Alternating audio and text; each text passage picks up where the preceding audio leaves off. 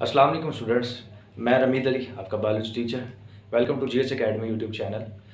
Students 10th class का inheritance का chapter आज हम स्टार्ट करते हैं। इससे पहले आपको बताता चलूँ कि इनहेरिटेंस का जो बेसिक मतलब है वो यही है कि जो कैरेक्टरिस्टिक्स एक पेरेंट से, अब वो पेरेंट चाहे प्लांट है चाहे एनिमल है जो भी है, एक पेरेंट से दूसरे पेरेंट में कैरेक्टरिस्टिक्स का जो ट्रांसफ़र है इसे हम इनहेरिटेंस बोलते हैं।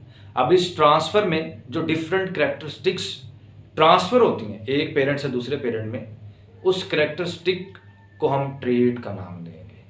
अब इसमें एक तो टर्मिनोलॉजी सबसे पहले ट्रेट की आ गई है, तो मैंने आपको बता दी है कि all the characteristics which are transmitted from one generation to the next generation are called as trait. So trait की डेफिनेशन बहुत सिंपल है, लेकिन अब क्वेश्चन ये है कि what actually control the traits, कि असल में ये ट्रेड्स आती कहाँ से हैं। तो ये सारी की सारी इंफॉर्मेशन डीएनए में स्टोर होती है। अब डीएनए में स्टोर होने का मतलब ये है कि ये सारी इंफॉर्मेशन डीएनए के किसी ना किसी पोर्शन में स्टोर है। उस पोर्शन को भी हम डीएनए में डिटेल में देखेंगे, लेकिन उससे पहले मैं आपके लिए जनरलाइज स्ट्रक्चर्स लेके आया हूँ कुछ, जिनमें अक्सर स्टूडेंट्स को कन्फ्यूजन रहती है। वो स्ट्रक्चर यही है कि what is actually chromatin, what is actually DNA, what is actually a chromosome and what is actually chromatids.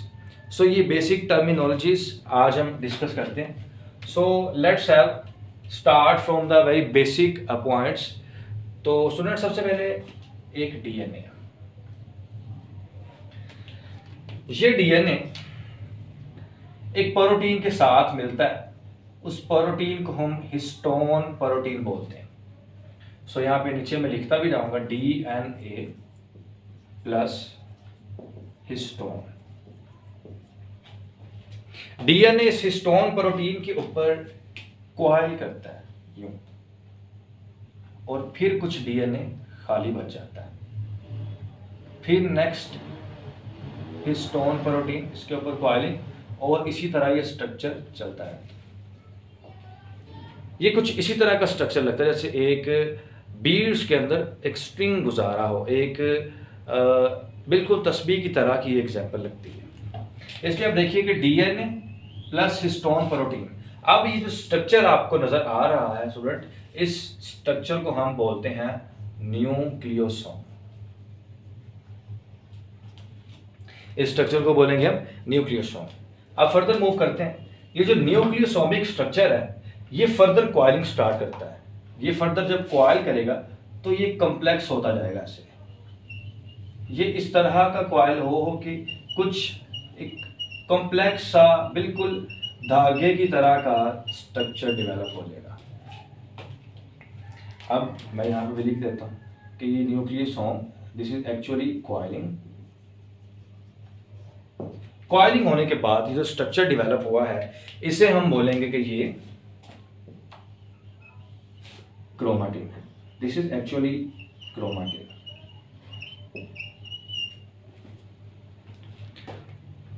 अब जो क्रोमेटिन का स्ट्रक्चर है इसके बाद क्या होगा, ये जो क्रोमेटिन का स्ट्रक्चर है इसको मैं आगे बनाता हूं। ये क्रोमेटिन का स्ट्रक्चर ये और फर्दर क्वाइल होना स्टार्ट हो जाता है, और ये कुछ इस तरह का स्ट्रक्चर डेवलप कर देते हैं। इसे हम बोलेंगे कि ये क्रोमोसोम है।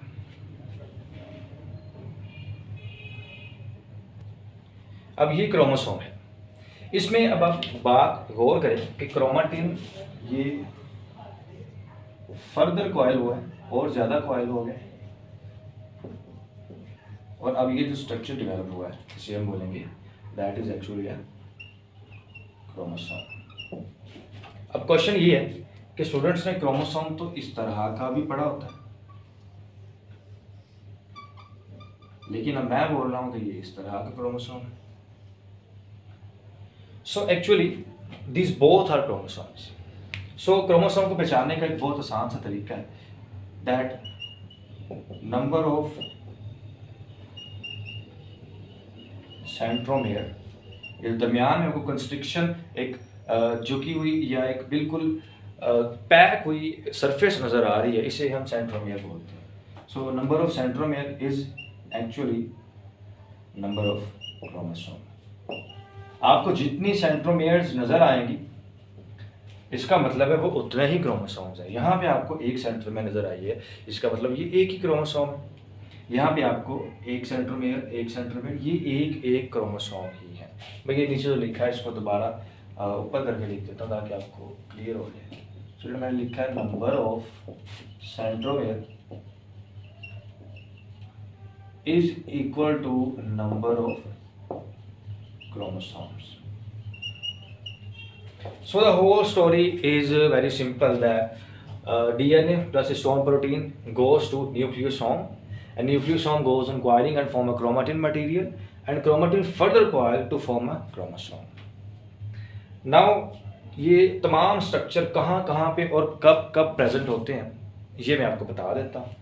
स्टूडेंट, जो क्रोमाटिन मटेरियल है ये वाला स्ट्रक्चर ये प्रेजेंट होता है सिर्फ और सिर्फ जब सेल नॉन डिवाइडिंग फेज में होता है। जब सेल डिवाइड नहीं कर रहा होता उस वक्त सेल का जो डीएनए है वो क्रोमाटिन की फॉर्म में होता है, यानी वो डीएनए और हिस्टोन की कलेक्शन और इसके ग्रुपिंग के जो कॉम्प्लेक्स स्ट्रक्चर बनता है उस फॉर्म में होता है। कब? जब डिवीजन नहीं हो रही होती। लेकिन जब डिवीजन स्टार्ट हो जाती है तो क्रोमाटिन फर्दर कॉइल होना शुरू हो जाता है और ये क्रोमोसोम का स्ट्रक्चर डिवेलप कर देता है। सेल डिवीजन के दौरान, ड्यूरिंग सेल डिवीजन, डीएनए किस फॉर्म में होता है? डीएनए क्रोमोसोम की फॉर्म में होता है। लेकिन अदरवाइज इसके अलावा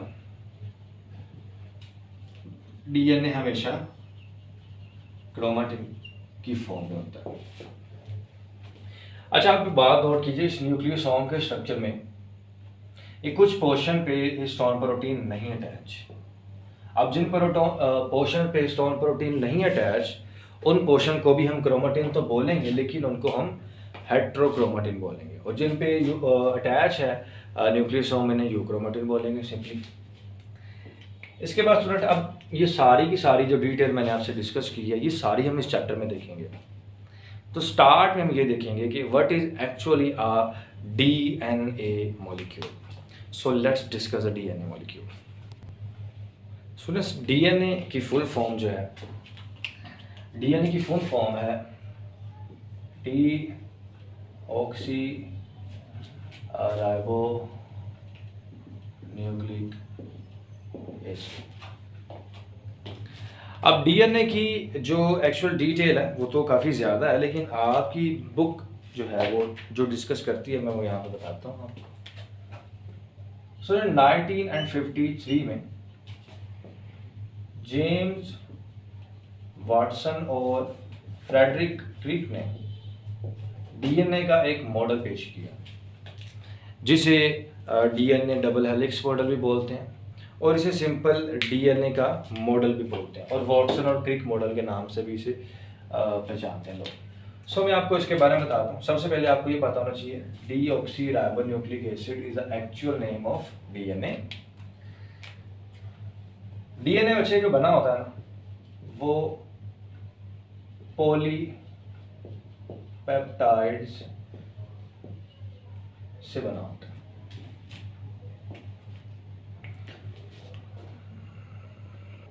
सॉरी, पॉलीन्यूक्लियोटाइड्स। पॉलीपेप्टाइड तो प्रोटीन में होता है।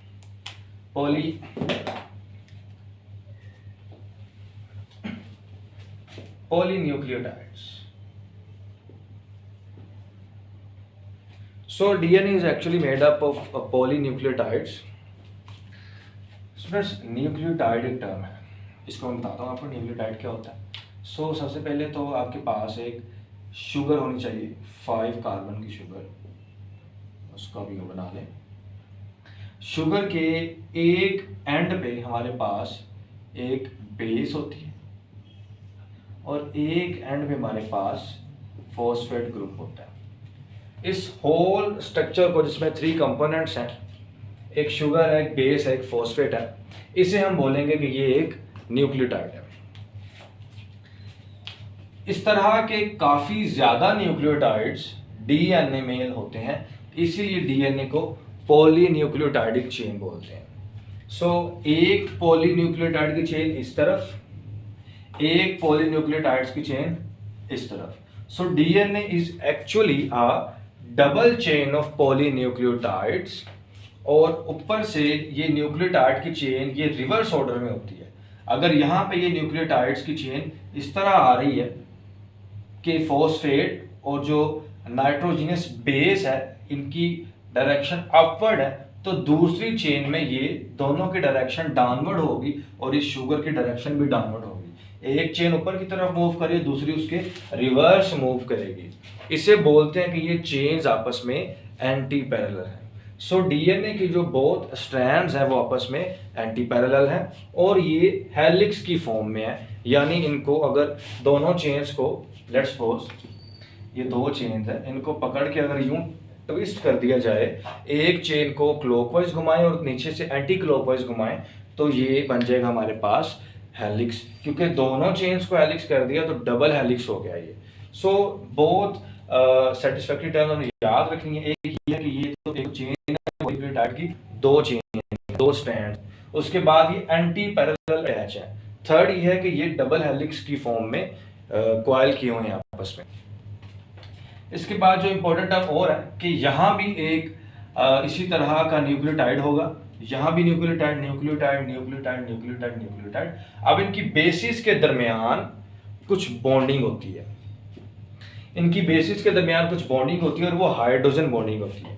स्टूडेंट्स, इन बेसिस के कुछ नाम भी हैं. एक बेस को हम बोलते हैं एडेनिन, एक को बोलते हैं थायामीन, एक बेस होती है गुआनिन और एक होती है साइटोसिन. अब मैं आपको बेसिस की फॉर्म में बताता हूं कि बेसिस के फॉर्म में कैसे आ सकते हैं. देखें जरा स्टूडेंट्स, अब आपने सिंपली इतना याद रखना है कि ये इस तरह का न्यूक्लियोटाइड ए का बनाया जाएगा. ये पार्ट है ये एक्चुअल में नाइट्रोजनस बेस है. ये जो पार्ट है ये एक्चुअल में हमारे पास शुगर होगी और ये पार्ट जो है ये फॉस्फेट ग्रुप है. इसी तरह ये पूरी की पूरी पॉलीन्यूक्लियोटाइड्स की चेन है. Second nucleotide, second nucleotide, second nucleotide, और ये मतलब काफ़ी सारे न्यूक्लियोटाइड्स आपस में लिंक है. इसी तरह ये सामने भी है, इसे भी हम अब क्विकली ड्रॉ कर लेते हैं. इसी तरह ये एक स्ट्रक्चर इसी तरह का एक सामने भी लगा है. आप अब समझ गए हैं कि ये काफ़ी ज़्यादा न्यूक्लियोटाइड्स की चेन आपस में ज्वाइन है. मैं यहाँ पे बना देता हूँ कि मैंने क्या बताया. बेटा ये एक न्यूक्लियोटाइड शो किया है यहाँ पे, दिस इज बेस, नाइट्रोजन इसमें होती है इसलिए nitrogen containing base. This is sugar and this is phosphate. इसी तरह के ये मल्टी हैं. अब देखिए जरा, अब ये नाइट्रोजनस बेस अगर लेट्स सपोज एडिनिन है और ये नाइट्रोजनस बेस जी है, ये सी है, ये ए है, ये डी है, ये जी, लेट्स सपोज, तो कंपलसरी ये है कि हमेशा ए के सामने टी बेस ही आएगी और जी के सामने सी आएगी. इसी तरह सी है तो यहाँ पे जी आएगा, यहाँ ए है तो यहाँ पे टी आएगा, टी है तो यहाँ पे ए आएगा, जी है तो यहाँ पे सी आएगा. ये हमेशा कंपलसरी है कि ये बेसिस इसी तरह कॉम्प्लीमेंट्री तरीके से आके लगेंगे. अब ए और टी के दरमियान जो हाइड्रोजन बॉन्ड होंगे वो हमेशा दो होंगे, one bond and second bond. और जी और सी के दरमियान हमेशा तीन बॉन्ड होंगे. इसी तरह जी और सी के दरमियान तीन बॉन्ड, ए डी के दरमियान दो, टी ए के दरमियान भी दो, जी और सी के दरमियान तीन हाइड्रोजन बॉन्ड्स होंगे. अब आप समझ गए कि इनको ट्विस्ट भी कर देंगे तो डबल हेलिक्स की फॉर्म वो बन जाएगी. सो आई होप कि आपको यहाँ तक बातें क्लियर हुई होंगी. अब इसके बाद डीएनए का यही स्ट्रक्चर है. सो ये लॉन्ग क्वेश्चन पेपर में हम अटेम्प्ट कैसे करेंगे मैं वो स्कीम बता देता हूँ. सबसे पहले आपको इंट्रो बताना पड़ेगा कि इंट्रोडक्शन इस वाटसन और क्रिक मॉडल का. उसमें आपने सिंपल ये बताना 1953 में किन किन पर्सनालिटीज़ ने इनको डिस्कवर किया. सेकंड ये होगा कि हम स्टेटमेंट देंगे कि इस मॉडल की स्टेटमेंट क्या है. सो इस मॉडल की स्टेटमेंट सिंपली इतनी सी है that DNA is actually two chains of polynucleotides that are anti-parallel to each other and in the form of double helix. ये इसकी स्टेटमेंट है। उसके बाद हमें एक्सप्लेनेशन में जाना पड़ेगा। सो एक्सप्लेनेशन के अंदर हमें सबसे पहले ही बताना पड़ेगा कि what is actually a nucleotide. So उससे हमें 3 कंपोनेंट्स बताने पड़ेंगे कि एक नाइट्रोजनस बेस होती है, एक शुगर होती है 5 कार्बन की, और एक फॉस्फेट ग्रुप होता है। सो उसे हमने न्यूक्लियोटाइड के बारे में बता दिया। फिर उसे पॉलीन्यूक्लियोटाइड के बारे में बताना पड़ेगा हमें कि व्हाट इज एक्चुअली पॉलीन्यूक्लियोटाइड। अब पॉलीन्यूक्लियोटाइड बताने के बाद हम उसे बताएंगे कि ये पॉलीन्यूक्लियोटाइड किस तरह 2 चेन्स में लगा है, और फिर इस एक न्यूक्लियोटाइड में कौन कौन सी बेसिस हो सकती हैं डीएनए के केस में, वो बताना पड़ेगा। जैसे ए टी जी ओ सी मैंने आपसे डिस्कस किया है। इसके बाद हमें ये बताना पड़ेगा कि ये बेसिस आपस में ज्वाइन कैसे होती हैं, मतलब इनमें बॉन्डिंग कौन सी होती है, और हाइड्रोजन बॉन्डिंग होती है। और फिर बताना पड़ेगा कि एक्चुअल में कितने बॉन्ड्स होते हैं 2 बेस के दरमियान, मतलब कितने हाइड्रोजन बॉन्ड्स होते हैं, 2 बॉन्ड्स होते हैं या 3 बॉन्ड्स होते हैं, ये बताना पड़ेगा। ए और टी के केस में डबल बॉन्ड, जी और सी के केस में ट्रिपल बॉन्ड होगा। उसके बाद फिर हमें बताना पड़ेगा कि डीएनए का जो स्ट्रक्चर है वो इन सब पैरामीटर से गुजरने के बाद कैसा दिखेगा। So that's point will be our diagram और the model according to this. इसके अलावा लास्ट पे हम इसका जो लिखेंगे वो समरी लिखेंगे कि what is actually the topic is going to send to us. So summary में आप सिंपल ये बताएंगे कि DNA is made up of polynucleotides and the bases are adenine, thymine, guanine and cytosine. ये इनकी फुल फॉर्म है ATGOC की respectively. So इसमें आप ये भी बता सकते हैं फिर कि इनमें डबल बॉन्ड होता है, इनमें ट्रिपल बॉन्ड होता है, ये आपस में हेलिक्स की फॉर्म में, कॉइलिंग की फॉर्म में प्रेजेंट है, और एंटी पैरेलल सबसे इंपॉर्टेंट बात यहाँ पे है। सो ये लॉन्ग क्वेश्चन बोर्ड में पूछते हैं कि write a note on the DNA's Watson and Crick model, या सिंपल डीएनए का मॉडल भी पूछ लेते हैं, तो आपको ये बताना होगा। स्टूडेंट्स, अब ये नेक्स्ट लेवल क्वेश्चन है कि आखिर डीएनए तो हमने पढ़ लिया, लेकिन डीएनए काम कैसे करता है। अब इसमें आपने ये बात याद रखनी है कि डीएनए होता तो न्यूक्लियस में, ये बात तो कंफर्म है कि DNA is present inside a nucleus. So let's have a cell and let's have its nucleus. क्योंकि ये डिवाइड नहीं कर रहा, तो अभी हम बोल सकते हैं कि इसका जो डीएनए है वो in the form of chromatin. अब इमेजिन करें कि सेल को किसी भी प्रोटीन की ज़रूरत है। जब भी सेल को किसी प्रोटीन की ज़रूरत होती है तो उसे वो प्रोटीन बनवानी पड़ती है ऑफ कोर्स, लेकिन उसको प्रोटीन बनवाने के लिए कुछ प्रोसेस से गुजरना पड़ता है। जो प्रोसेस से प्रोटीन बनवाने के लिए सेल को गुजरना पड़ता है, उस टोटल प्रोसेस के सम को हम central dogma of molecular biology बोलते हैं। ये जब अपनी बुक की डायग्राम देखेंगे तो उस डायग्राम की डिस्क्रिप्शन में ये बात लिखी हुई है। इसके बाद वो जो सेंट्रल डोग्मा है यानी प्रोटीन बनवाने का प्रोसेस सेल से सेल गुजरता है, वो कितने स्टेप्स पे बेस करता है। वैसे तो डिफरेंट मल्टी स्टेप्स हैं, लेकिन आपकी बुक सिर्फ 2 ही डिस्कस करती है मेनली। दैट सबसे पहले तो वो जो प्रोटीन चाहिए उसका कोड जनरेट करता है सेल, और उसके बाद उस कोड से वो प्रोटीन बनवा लेता है। सो सबसे पहले तो हमें वो सारी की सारी इंफॉर्मेशन चाहिए जिसकी हमें प्रोटीन चाहिए, और ये सारी इंफॉर्मेशन डीएनए में स्टोर है। सो सबसे पहले सेल को डीएनए को रीच करना पड़ेगा। डीएनए में जो इंफॉर्मेशन स्टोर है उसको कॉपी करना पड़ेगा। कॉपी करके उसको डीएनए या जो न्यूक्लियस में है उसको न्यूक्लियस से बाहर लेके आना पड़ेगा, और वहाँ भी उस कॉपी की इंफॉर्मेशन से हम प्रोटीन जनरेट करेंगे। सो सबसे अब मैं न्यूक्लियस को ही इनलार्ज करने लगा हूँ, सिर्फ न्यूक्लियस दिखाऊंगा। सो दिस इज एक्चुअली न्यूक्लियस। आप नए से पढ़ के आए कि न्यूक्लियस में न्यूक्लियर पोर्स भी होते हैं। So these are actually nuclear pores. अब यहाँ पे डीएनए दिखा देते हैं। DNA is present. जो भी प्रोटीन बनवानी है उसका स्टार्ट यहाँ से होता है कि सेल न्यूक्लियोटाइड्स इस डीएनए से इंटरेक्ट करवाने के लिए न्यूक्लियर पोर्स के जरिए अंदर भेजता है।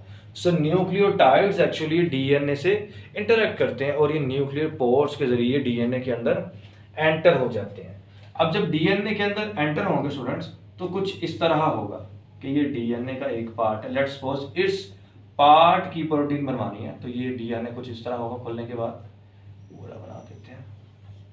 अब यहाँ पे आके वो लगेगा न्यूक्लियोटाइड, इसी तरह इसी के साथ एक और लग जाएगा, एक और आके लग जाएगा, जितनी इंफॉर्मेशन चाहिए उतने न्यूक्लियोटाइड्स आके ज्वाइन होंगे और ये सारी इंफॉर्मेशन कॉपी कर लेंगे। अब कॉपी करने के बाद ये कुछ इस तरह का स्ट्रक्चर आपको नजर आएगा, ये यहां से इंफॉर्मेशन कॉपी कर लिया। So whenever there are 2 strands of polynucleotide तो उसे डीएनए बोलेंगे, लेकिन जब भी एक स्टैंड हो पॉलीन्यूक्लियोटाइड का तो उसे आरएनए का नाम देते हैं। So this is actually one strand of polynucleotide, so this is called as RNA, क्योंकि इस आरएनए के पास वो मैसेज है जिसकी हमने प्रोटीन डेवलप करनी है। So actually this is called as messenger RNA. Messenger RNA आपने देखा कि न्यूक्लियस के अंदर ही बना है और अब ये मैसेंजर आरएनए न्यूक्लियर पोर्स के जरिए बाहर आ जाएगा। अब इस मैसेंजर आरएनए के पास वो मैसेज है जो सेल ने कॉपी करवा लिया है, जिसकी प्रोटीन चाहिए थी, वो प्रोटीन का पार्ट डीएनए से कॉपी करवा लिया है और वो पार्ट कॉपी होकर मैसेंजर आरएनए की फॉर्म में, कोडिंग की फॉर्म में बाहर आ गया। अब इस प्रोसेस को कि जब डीएनए से हम वो प्रोटीन का पार्ट इनकोड करते हैं, यानी उसको हम कोडिंग की फॉर्म में कॉपी करते हैं मैसेंजर आरएनए में, इस प्रोसेस का नाम हम कहते हैं कि this is actually a transcription, कि हमने ट्रांसक्रिप्ट किया डीएनए के अंदर जो इंफॉर्मेशन थी, उस इंफॉर्मेशन को हमने मैसेंजर आरएनए में स्टोर करवा दिया। बिकॉज इट्स अंडरस्टूड कि डीएनए जहाँ पे है वो न्यूक्लियस है, न्यूक्लियस के अंदर प्रोटीन बनाने की जो फैक्ट्री आप जानते हैं राइबोसोम्स है, वो काम नहीं कर पाएंगे। सो राइबोसोम्स की वर्किंग के लिए साइटोप्लाज्म है। सो हमें तमाम का तमाम इंफॉर्मेशन जिसकी प्रोटीन चाहिए थी वो साइटोप्लाज्म में चाहिए। अब 2 ही काम हो सकते हैं, या तो हम पूरे का पूरा डीएनए उठाकर साइटोप्लाज्म में ले आएं और राइबोसोमों से काम कर लें। अगर इस तरह करेंगे तो डीएनए साइटोप्लाज्म में आ गया तो अब ये यूकैरियोटिक सेल तो रहेगा नहीं, अब ये प्रोकैरियोटिक बन जाएगा। सो इसीलिए डीएनए को न्यूक्लियस के अंदर रहते हुए ही हम उसकी इनकोडिंग, उसके तमाम के तमाम प्रोटीन्स के कोड्स को हम कॉपी करके मैसेंजर आरएनए की फॉर्म में साइटोप्लाज्म में ले आते हैं। अब साइटोप्लाज्म में जो मैसेंजर आरएनए आया है ये राइबोसोम पे जाएगा और एक्चुअली ये जाके वहाँ पे डी कोड होगा और ये डी कोडिंग के बाद ये सारी की सारी इंफॉर्मेशन जब स्टोर की है मैसेंजर आरएनए की फॉर्म में, हम पता लगा लेंगे कि डीएनए में कौन सी इंफॉर्मेशन थी और कैसे इससे प्रोटीन जनरेट करनी है। सो नेक्स्ट स्टेप ये होगा कि ये जो मैसेंजर आरएनए है ये राइबोसोम के पास आएगा, जो कि आप 9th क्लास में पढ़ के आएंगे, प्रोटीन बनाने की फैक्ट्री है। सो ये मैसेंजर आरएनए राइबोसोम के पास आएगा और ये राइबोसोम इसको डील करेगा, इसको पढ़ेगा कि इस पर कौन सी इंफॉर्मेशन स्टोर है। जिस तरह की इंफॉर्मेशन स्टोर होगी ये उसी तरह के अमाइनो एसिड्स यहाँ पे लगाना शुरू कर देगा और अल्टीमेटली ये चेन टूट जाएगी और अमाइनो एसिड की चेन बन जाएगी और ये आपके रिस्पेक्टिव प्रोटीन में बाद में चेंज हो जाएगी। सो हमने क्या किया, पहले ट्रांसक्राइब करवाया। अब देखें कि राइबोसोम ने ये न्यूक्लियोटाइड को पढ़ा है, एक्चुअली राइबोसोम ने इसको ट्रांसलेट की है। ये हुई है translation, that ribosome deals and study with the messenger RNA and this is called as translation। और उसके बाद उसने अमाइनो एसिड लगा दिए, चेन बना दी, this is called as your primitive protein. इस बाद में स्ट्रक्चर चेंज होगा और प्रोटीन पूरी बन जाएगी और ये अमाइनो एसिड के मॉलिक्यूल ज्वाइन किए और ये प्रोटीन जनरेट होगी। सो आपने देखा कि डीएनए के कैसे काम करता है, 2 प्रोसेस मेनली काम करते हैं इसमें, एक ट्रांसक्रिप्शन है और एक ट्रांसलेशन है। So transcription is actually copying of information from the DNA and translation is actually decoding that information in the form of protein. So that's it। अगर आपको लेक्चर की समझ आ गई है तो इसे आप खुद से पढ़िए, फिर आपको बातें पता चलेंगी, वरना सुनने का कोई फ़ायदा नहीं है आपको। लेकिन अगर कुछ नहीं समझ आई तो आप वो पूछ सकते हैं। Thank you.